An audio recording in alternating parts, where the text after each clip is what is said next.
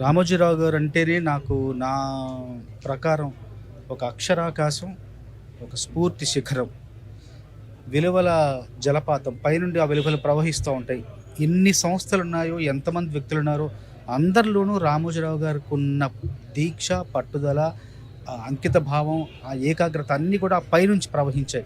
ఆ లక్షణాలు, ఆ గుణాలన్నీ కూడా రామోజీరావు గారి నుంచి అన్ని సంస్థలోని అంతమంది ఉద్యోగులకు ప్రవహించాయి. అట్లాగే ఎన్ని వ్యాపారాలు చేసినా మానవీయ కోణం మాత్రం మరవలేదు, వదలలేదు. అట్లాగే వ్యాపారాలతో పాటు, విజయాలతో పాటు ఆ విజయాల వెనకాల ఉన్న విలువల్ని మనం ఎప్పుడూ గుర్తించాలో, గుర్తుపెట్టుకోవాలి. అవే మనందరికీ ఆదర్శం.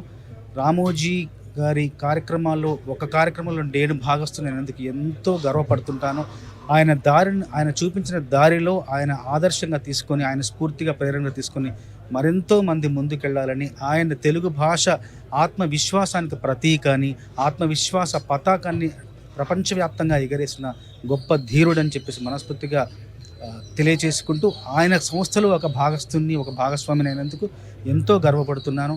ఆయన చూపించిన దారిలో ఆయన విలువలను ఒక కిరీటంలా భావిస్తూ, కిరీటంలా ధరిస్తూ నేను ముందుకెళ్తానని మనస్ఫూర్తిగా వినియోగ చేసుకుంటున్నాను. నేను 'నువ్వే కావాలి' చేశాను. నృత్య దర్శకురాలుగా చేశాను. నాలోని దర్శకురాలిని గుర్తించింది మొట్టమొదట రామోజీరావు గారు. ఆయనతోటి 3 గంటల సేపు కూర్చుని కథ చెప్పి ఆయన నేను ఒక క్షణంలో భయపడ్డాను ఆయనకి చెప్పడానికి.